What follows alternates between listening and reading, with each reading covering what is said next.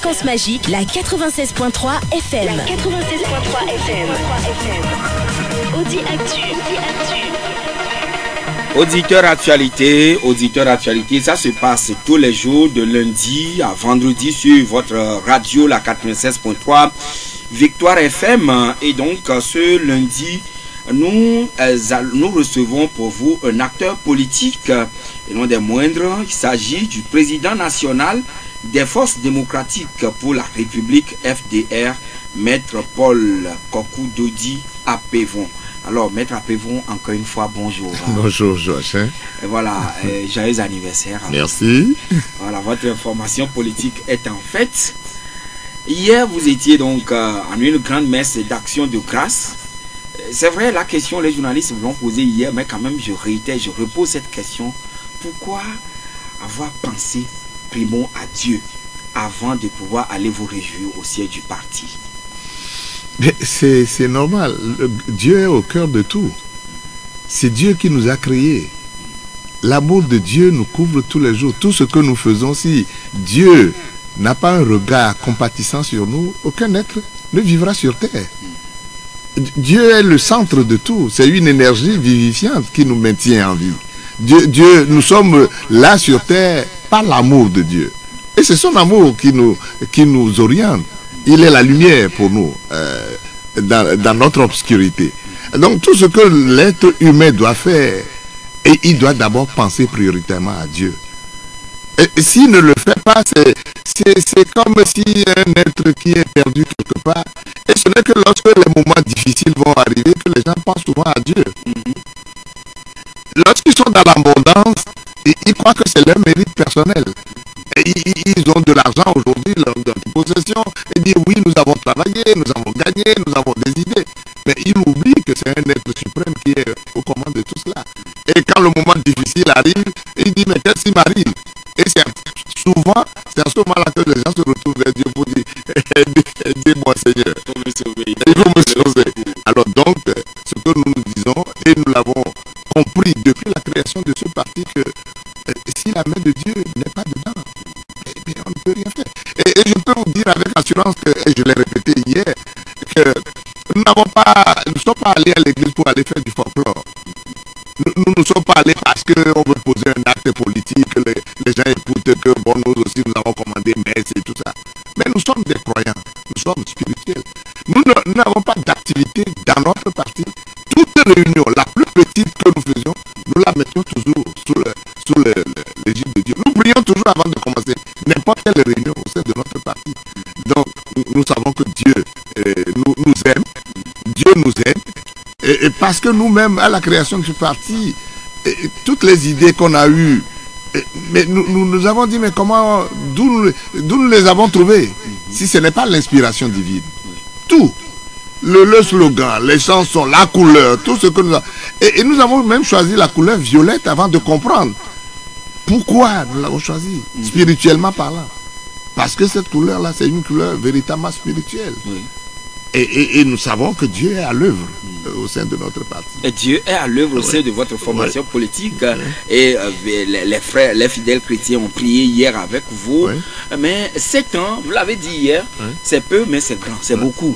Alors, qu'est-ce qu'on peut retenir de ces 7 ans d'existence de cette formation politique dans l'anderno politique togolais? Oui, mais Joachim, sans vous mentir, lorsque nous avions eu notre crise au sein de notre ancienne formation et que nous sommes lancés dans cette aventure, mais les gens ne donnaient pas cher à ce que nous allons faire. Même des gens l'ont prédit. Les gens n'y avaient pas cru. Ah oui, mais qu'est-ce qu'ils pouvaient faire? Et nous-mêmes, c'était difficile. Je vous le dis, je l'avoue. Lorsque les militants qui étaient avec moi, on ne l'a pas fait par dépit, défi de qui que ce soit. Mais au début, je n'avais pas accepté l'idée d'aller créer un parti. J'ai dit, mais pourquoi aller créer un parti? Mais la pression a pris le dessus. La pression a pris. Les gens ont dit, mais nous croyons en toi. Mais si tu le laisses sur le carreau, alors que ce qui se passe là-bas, nous n'avons plus envie de continuer. Qu'est-ce que nous faisons? Mais c'est à mon corps défendant que j'ai dit, mais je me suis résolu à aller faire. Et moi-même, je dis, mais la manière dont c'est difficile de gérer un parti, surtout que les militants, la plupart du temps, ne cotisent pas. J'ai vu l'expérience quand on était de l'autre côté. Comment je vais me débrouiller? Mais heureusement que, sous l'inspiration de Dieu, nous avons commencé quelque chose. Et les militants que nous avons aujourd'hui, nous leur apprenons progressivement à contribuer. Donc, au niveau des FDR, les militants tout ce que nous avons fait, le congrès, le dernier congrès que nous avons fait, les militants, les responsables du parti, les militants de base ont apporté au moins les 2/3 de ce qu'il nous a fallu pour faire le congrès. Donc, ce que nous commençons à faire dans ce parti, moi, c'est un exemple, c'est quelque chose qui me plaît. On ne laisse plus le parti à la charge de quelqu'un tout seul. Parce que je n'aime pas l'expression que les journalistes disent souvent que le parti de Maître Apévon. Les FDR ne sont pas le parti de Maître Apévon. Puisque le plus souvent, on pense que nous avons vu, remarqué, constaté que c'est seulement les présidents des partis qui sont les gourous, parce que c'est eux qui sont l'ordonnateur et puis tout. Et c'est pour ça que nous apprenons aux militants, les premiers responsables autour de moi et tous les militants de base à contribuer. Parce que c'est leur parti. C'est eux qui doivent contribuer. Un jour, moi, je partirai. Je ne serai plus là demain. Mais s'ils n'apprennent pas à contribuer, comment on va faire pour trouver le successeur? Et il faut trouver quelqu'un demain lorsque je ne serai pas là pour me remplacer. Alors, donc, il y a un esprit qu'on est en train de cultiver au sein de parti qui est un peu différent de ce que nous avons connu dans le passé. Alors, c'est pour ça que je dis, au début, on n'y a pas cru. Mais progressivement, nous avons vu qu'il y a quelque chose. Mais hier, par exemple, moi, au cours de la messe, j'ai quand même aperçu au moins, en tout cas, certaines personnalités qui sont des maires de FDR dans certaines communes. Alors, quel a été le secret? Puisque vous n'étiez pas quand même un parti de très longues années avant que les élections locales ne viennent. Oui, c'est-à-dire qu'avant qu'on ne crée le parti, je le disais tantôt, ces gens l'ont appris à se former. C'est des gens de gabarit. On est parti avec des gens de capacité qui sont réellement des gens que vous les écoutez, vous savez que politiquement... Le maire de Vaud 1, le maire de Vaud 3, le Vaud 4, Vaud 2, le Vaud 2, l'adjoint au maire de Vaud 4, ils sont tous là. L'adjoint au maire de Golfe 4 également. Oui. Ils sont là autour de nous aujourd'hui. Et c'est des gens qui se sont formés, qui ont eu une capacité réelle. Lorsque vous les écoutez politiquement, vous savez que ce ne sont pas des aventuriers. Ils savent pourquoi, là où ils vont. Et le parti, nous-mêmes, nous avons quand même une vision pour ce pays. Oui, vision, certainement. Justement, on se rappelle bien le 28 août 1963, le puissant pasteur qui est le chantre de la non-violence avait dit, prononcé un grand discours, I have a dream. Alors, est-ce que vous aussi, you have a dream for Oui, mais ce que nous faisons là, aujourd'hui, nous ne pouvons pas le faire si nous n'avons pas de rêve. Nous rêvons véritablement que le Togo devienne un pays meilleur, un pays où il y ait le bon vivre pour tous les Togolais. Parce qu'en réalité, lorsqu'un dirigeant prend la responsabilité de se mettre au devant de la scène pour dire, mais élisez-moi, mais on t'élit pour faire le bonheur des populations. On ne devient pas président pour être président, pour s'occuper seulement d'un camp. Ce ne sont pas seulement ceux qui vous ont élus, qui sont les gens à qui vous devez vous occuper. Mais vous devenez le responsable, le président de tous les Togolais. Leur souffrance doit vous préoccuper à tout point de vue. Mais lorsque on vous élit et que vous cramponnez seulement à votre parti, vous apportez seulement le bien-être, vous développez les gens, vous les faites fructifier, mais en oubliant les autres, la grande masse. Mais vous n'êtes pas président. Vous devenez maintenant président d'un secte. C'est vraiment un secte que vous créez. Alors que la responsabilité que vous avez prise en allant faire campagne, c'est de dire, élisez-moi, je vais faire en sorte que le Togo devienne meilleur et que tous les Togolais soient... Là, c'est pour tout le pays et non pour un clan ou une secte quelque part. Et on entend même des gens, pas les moindres, dans nos contrées, lorsqu'ils vont dans des milieux où les gens se plaignent, nous n'avons pas d'électricité, nous n'avons pas de route, ils leur répondent gardement, les regardant dans les yeux, mais vous demandez l'électricité, est-ce que vous avez voté pour nous? Mais comment un premier responsable peut tenir un langage pareil? Est-ce que vous avez voté pour nous pour demander l'électricité? Comme si, pour avoir l'électricité, qui est un bien-être de tous, On doit voter d'abord pour le parti avant d'avoir de l'électricité. Mais j'ai une idée totalement déformée de ce que nous vivons aujourd'hui au Togo. Ce n'est pas ça la politique, ce n'est pas ça. Ce qui se passe aujourd'hui, mais ça laisse à désirer. C'est pour ça que vous voyez aujourd'hui le Togo cassé en deux. Il y a une minorité de riches qui vivent dans l'insolence, mais ils vivent dans le bonheur, mais alors que la grande majorité est en train de copier dans la misère. Mais on a l'impression qu'ils ne s'en préoccupent pas. Ça ne les dérange pas outre mesure. Mais quand même, les indicateurs macroéconomiques ou beaucoup de rapports prédisent ou annoncent quand même qu'aujourd'hui, la vie du citoyen togolais se relève. Qui a dit ça? Allez regarder la vie des citoyens chez moi, dans le Vaud, allez à Mango, allez à Dapan pour voir c'est la vie des citoyens. Non, en réalité, un gouvernement doit travailler pour mettre les citoyens en mesure de produire de la richesse. Tous les citoyens doivent être mis au travail pour produire de la richesse. Alors, on a l'impression aujourd'hui que lorsqu'un Togolais a des idées, veut promouvoir sa propre structure, au lieu de l'aider à avancer, parfois on a l'impression qu'on se pose d'abord la question, mais celui-là il est de quel groupe? Est-ce qu'il est marge chez nous? Et s'il est marge chez nous, ok, on peut l'aider. Mais s'il est dans le cas adverse, ben, il faut tout faire pour on a vu des exemples dans ce pays où des gens, parce qu'ils ont soutenu des partis politiques, on est rentré dedans avec l'OTR et compagnie pour les anéantir. Mais ce n'est pas ça.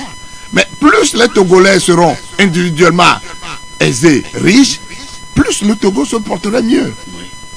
Plus nous serons à l'aise partout et vivant dans le bonheur, le Togo se porterait mieux. Mais est-ce qu'il y a cette possibilité de favoriser ce climat où l'accompagnement de ceux qui nous gouvernent, accompagné par des mesures incitatives. Il faut l'accompagner en faisant en sorte que et lorsque celui-là est assis, il tendra la main à quelqu'un d'autre. Oui. Mais vous le voyez chez beaucoup de communautés, les Libanais, les machins, quand ils sont quelque part, mais quand quelqu'un réussit, il tend la main à quelqu'un d'autre. Et puis, dans ce pays, on les accompagne. Le pays n'avancera pas. Mais parfois, on nous présente de la vie au quotidien des populaires. Vous allez voir que tout ça là, il y a... Donc, des fois, il y a les rapports. Commander, c'est biaisé. Parfois, ce n'est pas...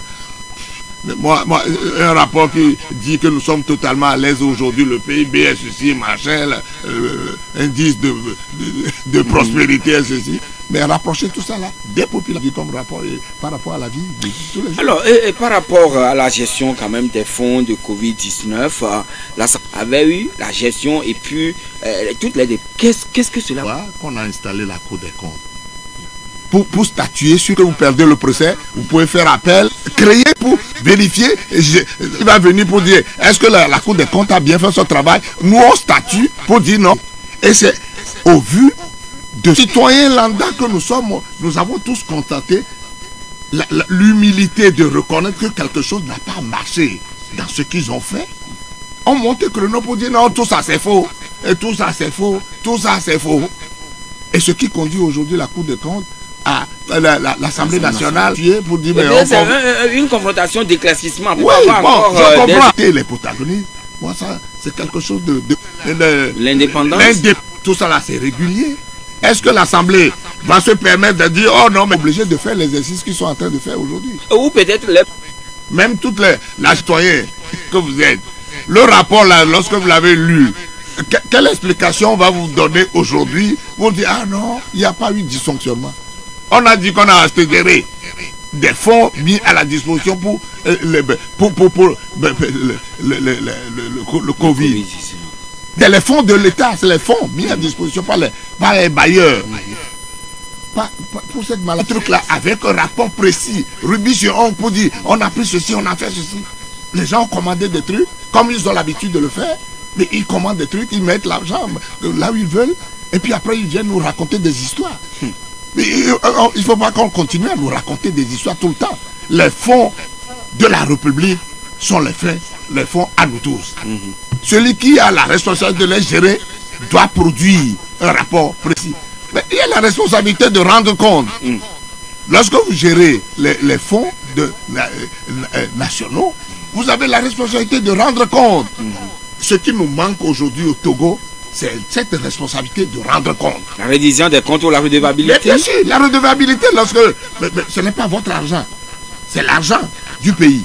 Lorsque vous y touchez, vous devez dire comment vous l'avez utilisé. Même le marché public est encadré aussi par des lois. Mais bien sûr. Alors, bien sûr. Alors, lorsqu'on prend la liberté, comme on l'a prise depuis des années ici dans ce pays où on prend l'argent du pays, on en fait ce qu'on veut, on ne veut rendre compte à personne. Lorsque les gens vont découvrir que finalement il y a eu quelque chose ici, des journalistes se sont aventurés sur ce terrain-là, ils ont découvert des choses que nous connaissons tous. Mais qu'est-ce qu'on a fait en réaction? On les a poursuivis, on a tenté de les condamner, certains sont morts, certains sont obligés de prendre le chemin de l'exil. C'est comme ça qu'on construit un pays. Lorsque vous gérez quelque chose, on découvre un poteau rose, on dit que ce n'est pas bien fait. Au lieu de vous amender, au lieu de faire les choses correctement pour l'avenir, vous jetez le discrédit sur ceux qui ont découvert la chose, vous les faites. Non, plutôt, il a été annoncé quand même que les journalistes ont diffamé, ils ont fait publier une fausse information. Les quoi? Et on les poursuit.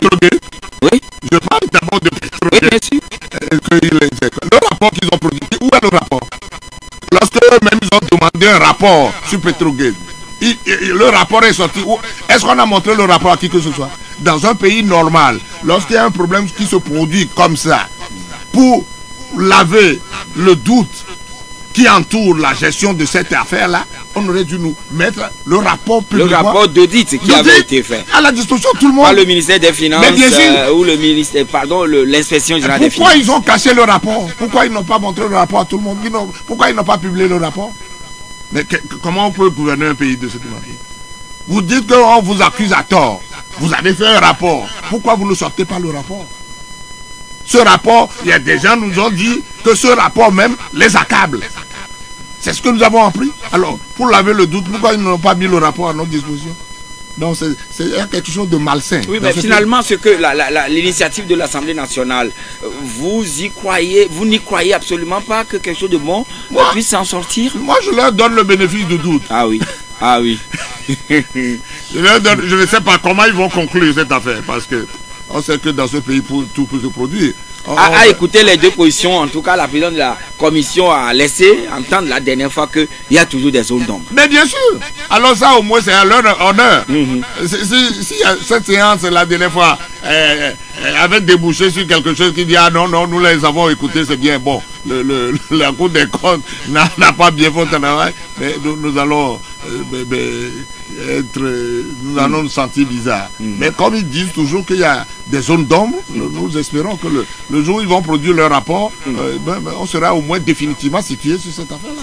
Maître Paul de Diapévon, votre parti politique prépare activement aussi les législatives ainsi que les régionales à venir, mais il y a quelques jours, l'OIF avait été invité ou sollicité par la CENI pour faire l'audit externe du fichier électoral, lequel audit a suscité des réactions, des contre-réactions ici et là. Alors au niveau des FDR, le travail abattu par l'OIF ou la mission d'audit externe de l'OIF, comment avez-vous accueilli ça? D'abord, est-ce que vous, du moins, vous avez été informé? Quel travail l'OIF a abattu? Ils ont abattu quel travail? Ils ont analysé, audité le fichier électoral. Soyons sérieux. Avant de venir ici, l'OIF a dû entendre que le fichier électoral chez nous a toujours posé des problèmes. Il n'y a pas eu des élections au Togo où on n'a pas eu des difficultés avec le fichier électoral. À telle enseigne que lorsque nous avons participé aux travaux, nos derniers travaux du CNAP là, que nous avons... Vous avez claqué la porte. Nous sommes partis après, parce que compte tenu de toutes les bizarreries qu'ils font là-bas. Alors, on sait que les fichiers antérieurs ont posé des problèmes. C'est pour ça qu'on a demandé qu'on aille plutôt à un nouveau recensement électoral. Vous savez les conditions dans lesquelles ce recensement, jusqu'à la dernière minute, se sont battus pour se faire enregistrer. Ils n'ont pas pu. Mais le temps imparti n'était pas suffisant. Et on dit, mais comme vous n'avez pas réussi, vous êtes quand même présent pour vous faire enregistrer. Mais comme le temps est passé, c'est passé. Vous ne pouvez pas. Mais comment on peut faire ça? Dans quel pays normal on peut faire ça? Dans quel pays civilisé on peut faire ça? Mais chacun de nous a un droit. Le droit d'avoir une carte d'électeur pour aller porter sa voix et désigner un représentant est un droit. D'abord républicain. Et c'est inscrit dans notre constitution. Alors pourquoi on va sevrer impunément des Togolais qu'ils n'ont pas le droit d'aller se faire enregistrer? Ce problème est un problème crucial qu'on devrait normalement d'abord régler. Entre vous, acteurs, mais ceux qui sont à la CENI aujourd'hui, ils savent que ce n'est pas, c'est injuste. mais le nombre escompté aurait été dépassé selon la CENI à l'époque. Tout ça là, c'est des histoires. Le pays, le nombre escompté est dépassé. Ceux qui sont allés se faire enregistrer à la dernière minute, et on les a empêchés de le faire. C'est des fantômes. C'est des gens qu'on est sortis de l'outre-tombe. Mais comment on peut nous faire un raisonnement aussi bidon? C'est un raisonnement qui tombe sur la tête. On voit les gens physiquement. On dit, mais le nombre est dépassé. Mais si le nombre est dépassé, il y a problème quelque part. Mais vous devez chercher à le savoir. Et dans ces conditions floues de contestation, on dit que l'OIF est invité par qui? On ne sait pas. Parce qu'au moment... Alors, lorsque l'OIF, quand le fichier pose problème, et que la CENI invite l'OIF, mais c'est pour qui on a invité l'OIF? On l'a invité pour les Togolais. Est-ce que quelqu'un a été informé? Un Togolais a été informé que l'OIF va être invité pour venir auditer le Donc fichier? la CENI aurait dû informer officiellement les parties prenantes. Est-ce que c'est une opération secrète? L'audit d'un fichier électoral, c'est une opération publique pour tous ceux qui sont concernés par les élections. Ce ne sont pas seulement pour ceux qui sont à la CENI, c'est pour tous les Togolais. Nous devrions... Est-ce qu'en dehors des rapports d'activité que les délégués ou les membres mandatés par des partis politiques, en dehors de leur rapport, la CENI aurait dû informer officiellement tous les partis politiques, toutes les parties politiques? Nous aurions dû savoir. Moi, je ne suis pas à la CENI. Ah oui. Je suis un acteur. Ils nous ont privés d'être à la CENI. Parce que ça aussi, c'est la bizarrerie du Togo. On avait dit que lorsqu'on était au CNAP, on a dit on devrait être à la CENI. Parce qu'on a listé, on a identifié les gens qui pouvaient envoyer des noms à la CENI. Mais le mois venu, on a envoyé des noms à la CENI. On nous a dit, l'Assemblée nous a sanctionnés parce que nous avons critiqué les travaux de la CNAP. Parce que comme si être à la CENI, c'est une prébende, c'est une faveur qu'on nous fait. Donc pour être là-bas, il faut être docile, il ne faut rien critiquer. Mon œil. Vraiment mon œil. Alors, c'est-à-dire que c'est une république comme nous construisons, mais qui risque de demeurer une république bananière. Lorsqu'on se lève un bon matin, celui-ci a posé terre, je vais le sanctionner. Celui-ci a fait ceci, je vais le sanctionner. Mais parce même, par rapport au travail fait par ça? les experts de l'OIF, vous le donnez? Mais ce travail-là, je dis, mais moi, j'entoure ce travail de quelque chose de peu convaincant parce que c'est flou. C'est vraiment flou. Lorsque vous venez pour auditer quelque chose, et que d'abord les conditions dans lesquelles vous êtes venu, et que on ne sait pas, les gens là ne se sont pas fait annoncer, et que c'est à la dernière minute. Retour en studio, madame, monsieur, pour la suite du débat avec notre invité, le président national des FDR, maître Paul Dodji Apevon. Alors, monsieur le président, tout à l'heure, je vous posais la question de savoir, alors vous, quel est votre avenir que vous prévoyez par rapport au fichier électoral? Et je donnais l'exemple du Bénin par rapport au fichier électoral soulevé par les Béninois, surtout les acteurs politiques. Alors, le chef de l'État, il reçoit, il rencontre le chef de file de l'opposition ce lundi même. Mais je le félicite. Je félicite le chef de l'État béninois pour prendre une initiative pareille. Parce que dans un pays, lorsqu'un problème se pose, la responsabilité première revient au chef de l'État. De prendre ses responsabilités. On ne peut pas tout le temps déléguer la responsabilité à d'autres. Or, ceux à qui vous déléguez ces responsabilités, ils ont leur propre agenda. Ils ont leur propre intérêt intéressé. Parce que souvent, il veut poser des actes pour dire, mais moi j'aide celui qui est à la tête du pays pour qu'il, en retour, il me donne ce que je dois, ce dont j'ai droit. Mais le chef de l'État, lorsque vous êtes soucieux de l'avenir d'un pays, à un moment donné, vous prenez vos responsabilités pour dire non. Les problèmes qui se posent, mais c'est moi d'abord. Venez, on va trouver la solution. Mais depuis longtemps, et c'est rare de voir le chef de l'État chez nous inviter les acteurs politiques pour dire moi-même, je vous reçois, je discute avec vous, je fais ceci. Voilà les problèmes énormes qui s'opposent à notre pays aujourd'hui. Ce n'est pas un plaisir pour un chef d'État de regarder toujours des élections se terminer dans ce chaos-là, où des gens sont en exil, où des gens sont, les journalistes sont en prison, les gens sont partis. Mais quelle image! Mais au même moment, vous vous promenez partout pour dire que le Togo est le meilleur du monde. Que au Togo, c'est l'Eldorado. Mais vous vendez une image du Togo à l'extérieur, alors qu'à l'intérieur, c'est du foutoir. C'est vraiment du foutoir, de la pagaille.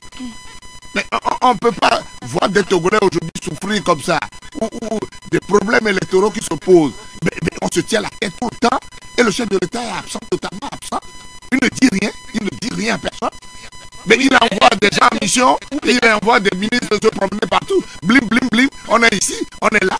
Mais on dit souvent que qui trop embrasse, mal est trait. Moi, on les voit partout dans une diplomatie agissante. Oui. Agissante. Pour quel résultat? Là où les autres, ou peut-être la CEDEAO a échoué, du moins si le Togo arrive à colmater les brèches. La CEDEAO a échoué. Le Togo fait partie de la CEDEAO et en dehors de la CEDEAO. Le Togo est dans la CEDEAO, non, on est sorti de la CEDEAO. On est dans la CEDEAO. Je ne sais pas où ils vont, cette diplomatie-là, je ne sais pas où ça nous conduit. Parce que nous avons entendu beaucoup de choses qu'ils ont voulu faire dans le passé, mais nous sommes interrogés en tant que politiques. Ils ont voulu même faire un sommet israélo-machin ici, Afrique, ici dans ce pays. Alors, le problème qui se pose là-bas, nous on va le transporter ici pour avoir tous les malheurs. Heureusement qu'ils ont arrêté, mais ils continuent à nous amener événements de 2017 à nous amener dans des choses que personne ne lit, véritablement.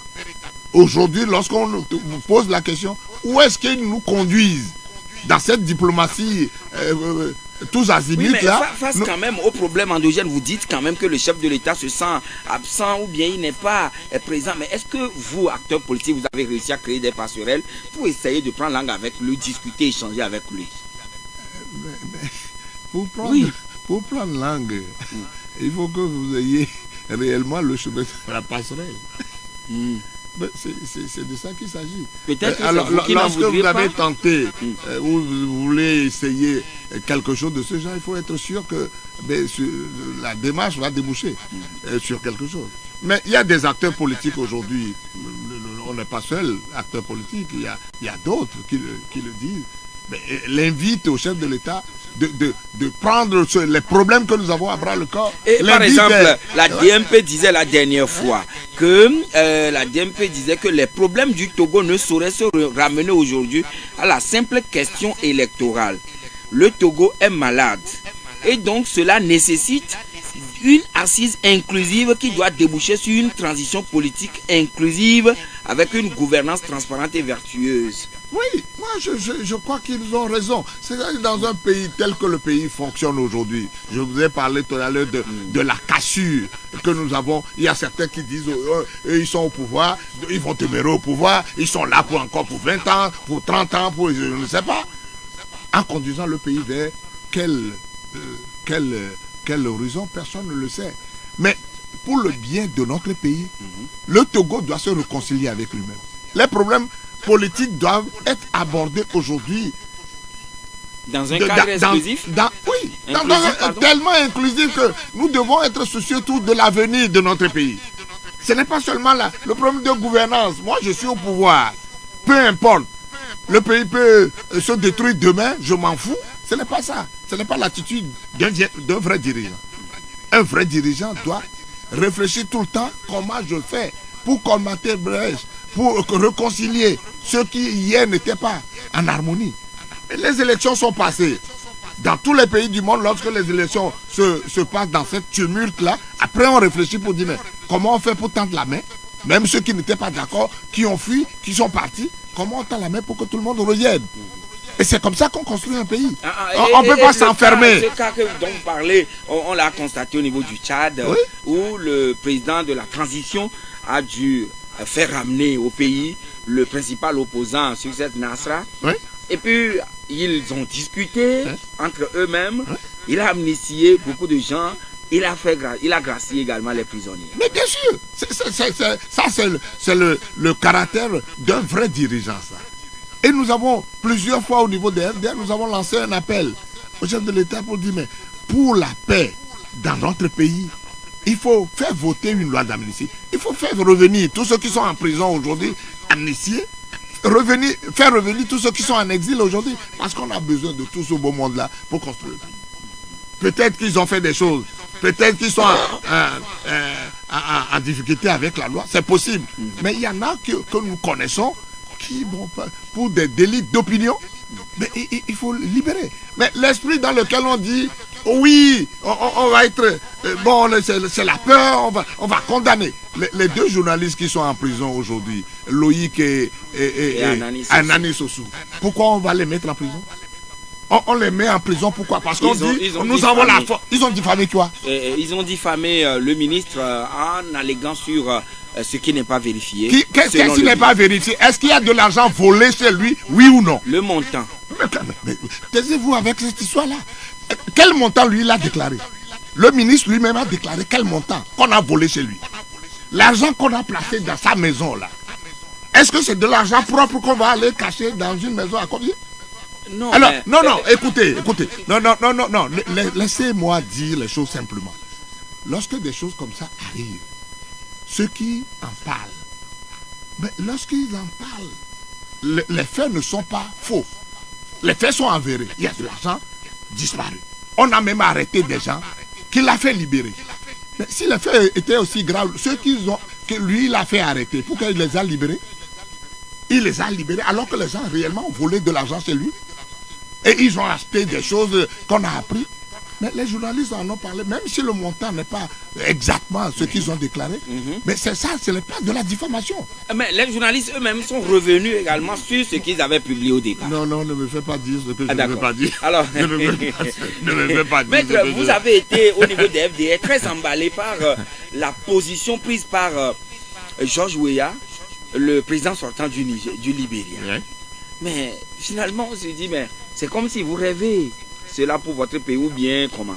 Ah oui, mais écoute, Georges, depuis le début de cette émission... Là, je me réfère à votre communiqué sorti la dernière fois. Depuis le début de cette émission, c'est ce que je ne cesse de dire.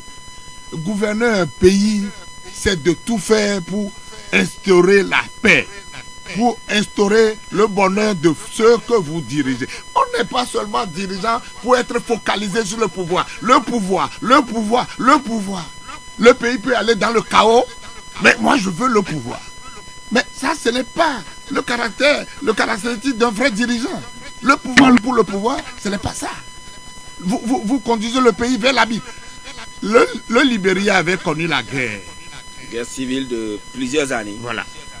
Et à côté, la Sierra Leone aussi avait connu la guerre. La Sierra Leone a fait son élection présidentielle et autres avant le Libéria. Mais vous avez appris que des militaires ont pris les armes en Sierra Leone parce que les résultats sont contestés. Avant-hier. Oui. Alors, quelle est la paix? Alors, si la guerre civile revient en Sierra Leone, c'est pour le bonheur de qui? Parce que quelqu'un veut être au pouvoir? Parce que les élections sont déroulées dans des conditions exécrables. C'est pour ça que certains ne sont pas contents. Le George Weah, mais il est un héros. Celui-là, il doit être décoré. L'Afrique doit le reconnaître en tant que héros. Pourquoi? Mais le George Weah, il est venu, il a pris la place, il a remplacé Madame Hélène, qui aujourd'hui vit bien, parce qu'elle sait qu'il y a une vie après la présidence. George Weah est venu, il a fait juste un mandat, un seul mandat. Mais lorsque les élections sont passées, la voix qui les sépare, son challenger et lui, c'est tellement infime. Dans l'ordre de 20 000 électeurs. Il peut tricher, il peut demander à la CENI, modifiez-moi ceci, remplacez ceci. Moi, les 20 000 là, moi je vais. Mais il a pris de la hauteur.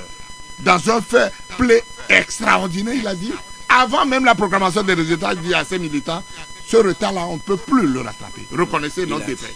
Il a appelé son adversaire, il l'a félicité. Il a félicité. J'ai vu la passation de charge hier dans une ambiance totalement décontractée. Mais c'est ça, un homme. C'est ça, un dirigeant. Mais, la même chose se serait produite chez nous ici au Togo. Et on dit, mais c'est quelques voix seulement. D'ailleurs, on ne laisserait même pas quelques voix vous séparer. C'est des voix supplémentaires. Les bourras Dieu qui vont régler le reste. Mais quand nous avons appris ce qui s'est passé au Libéria, pour que j'ai dit, mais je trace le chemin de la paix pour mon pays. Ce n'est pas moi le Libéria. Je pars pour que le Libéria se retrouve justement dans cette dynamique que nous avons tracée pour l'instauration d'une démocratie. Celui-là, mais il doit être... Certainement qu'il aurait eu la pression au sein dans son clan, mais quand même il a pris de la hauteur. Mais c'est justement ça. Parfois, les chefs d'État, parfois, il y a certains qui sont tentés de poser des actes allant dans ce sens, mais c'est l'entourage qui dit, ah non mais vous partez, non, refusez. Refusez. Mais lorsque les problèmes arrivent, ce n'est pas ceux qui vous disent refuser qui vont être interpellés. Ce n'est pas eux qui seront sur les phares de la communauté. C'est vous le responsable. Et donc, pour l'élection présidentielle de 2025, si Maître Paul de Diapégon se présente, et puis certainement, il est au coude à coude avec celui qui sera pour la majorité présidentielle, vous aussi, vous accepterez ou bien vous attendrez qu'on puisse vous féliciter peut-être dans ce fair play à la George Weah. Mais qu'est-ce que nous souhaitons de plus? Nous ne demandons pas que le pouvoir nous soit donné sur un plateau d'argent ou plateau d'or. Nous nous battons. Mais si à l'issue des élections, c'est nous qui avons gagné, mais qu'on reconnaisse que nous avons gagné. Celui qui a perdu, reconnaisse qu'il a perdu les élections. Et voilà, Évangéliste Senghor a aussi une question à vous poser pour participer au débat. Bonjour. Ah, Monsieur Gado? Oui, Monsieur Gado, bonjour. Je salue le grand frère. Ah, d'accord, c'est Monsieur Senghor. Oui, c'est Senghor. Je salue le grand frère à Pégon. Bonjour. Oui, merci, Monsieur Senghor. Bon, grand frère, je vous aime beaucoup là. Merci beaucoup. Je voudrais savoir, en tant que l'opposition, bon, pourquoi il n'y a pas l'impunité? J'étais à la salle le vendredi avec l'Assemblée. Ce qui se passe là, vraiment, j'avais versé les larmes. Je suis à Pégon. Oui. Mais pourquoi, en tant que l'opposition, vous ne pouvez pas quand même essayer quand même de régler ces affaires pour que les gens détournent les biens du pays? Deuxième préoccupation. Vous savez, vous êtes un magistrat. Il y a un grand magistrat qui est Dieu. Si on refuse d'arrêter les gens au Togo, après la mort, et même ici, après la mort, je sais qu'il y a un magistrat qui va les arrêter. Je vous remercie beaucoup. Merci beaucoup, bien noté, Senghor, qui aurait été très touché par ce qu'il a vu à l'Assemblée nationale. Monsieur Gado? Monsieur Gado. Bonjour, Monsieur Gado. Il est reparti. 92 02 80 63 99 70 70 90. Allô? Allô? Oui, bonjour. Oui, bonjour. Ah, c'est Madame ici. Oui, nous vous écoutons, Madame. Voilà. Je voulais demander à Monsieur Apéro, après, la liaison s'entrecoupe et oui, puis allô, ça fait allô, écho. Oui. Allô, c'est bon? Oui. Allez-y. Je voulais lui demander, en tant que juriste, pourquoi on assiste à tous ces spectacles de conservation de pouvoir et l'argent vaille que vaille avec le cinéma qu'on a vu sur la TVT l'autre jour où les gens se soutiennent dans le mal et tout le reste. 2005, vous avez signé un APG après la tragédie de 2005. Est-ce que vous avez tort d'avoir signé cet APG-là pour qu'on traite comme ça? Est-ce que vous avez tort? Et puis, il y a tellement de choses. Vous n'avez jamais porté plainte contre toutes ces dérives. Toutes ces dérives-là. Bien noté, Madame, ici. Alors, Monsieur Pelé, allô? Oui. Vous Le dernier intervenant, oui, nous écoutons. Oui, maître, bonjour. Oui, bonjour, Bélé. Ok. D'abord, si vous voyez au Bénin, parce que moi j'ai l'habitude de comparer le Togo et le Bénin, parce que nous sommes même un peu peu. Oui. Voilà, parce que talent, pour nous recevoir, nous sommes conscients. Ce matin de cet après-midi. C'est parce qu'au Bénin, il y a seulement un bloc de l'opposition à l'Assemblée là-bas. Et qui a écrit à l'international, et d'abord, le président de la République. Et le président va le recevoir, le chef de file de l'opposition. Pourquoi il n'y a pas ça au Togo? D'accord. Il est au Togo pour dire qu'aujourd'hui, nous avons des CPC, je ne sais pas si vous faites partie du CPC. Donc, il y a un groupe de GMC dont vous faites partie du même initiateur. Oui. Dans le CPC, tous ceux qui sont dans le CPC sont partis dans le GMC. Est-ce que le CPC n'est pas le frein et le GMC est l'accélérateur? Parce que dans le CPC, on dialogue pour l'intérêt du pays et dans l'autre côté, on attaque ce qu'on fait dans le CPC. D'accord. Très bien noté, cher ami Pelé. Oui, maître, on commence par le dernier intervenant, monsieur Pelé, qui a dit beaucoup de choses, mais vous voudrez bien sûr lui apporter quelques quelques minutes, je lui dis, il a raison, c'est-à-dire que nous-mêmes, on est préoccupés aujourd'hui. Nous avons eu des difficultés entre nous au sein de l'opposition, il y a eu des divergences, on s'est séparés, mais nous continuons à rechercher une harmonie. En tout cas, pour ce qui peut nous rassembler, nous avons, au niveau, il a parlé du GMC, oui. Le GMC, nous en avons créé pour tous les Togolais, en disant que ce n'est pas un cadre qui est réservé seulement pour certains pour constituer une alliance. Non. Le GMC est quelque chose d'ouvert à tous les Togolais. Quels que soient les partis, vous pouvez même être de la DMP, vous pouvez être de l'ANC aujourd'hui, mais on peut être dans le GMC pour construire ce qu'on... Parce que pour une alliance électorale? Non. On a dit le GMC n'est pas une alliance électorale. Le GMC n'est pas du tout une alliance électorale. C'est un cadre général que nous avons créé pour que tous les partis viennent réfléchir, pour dire comment nous faisons.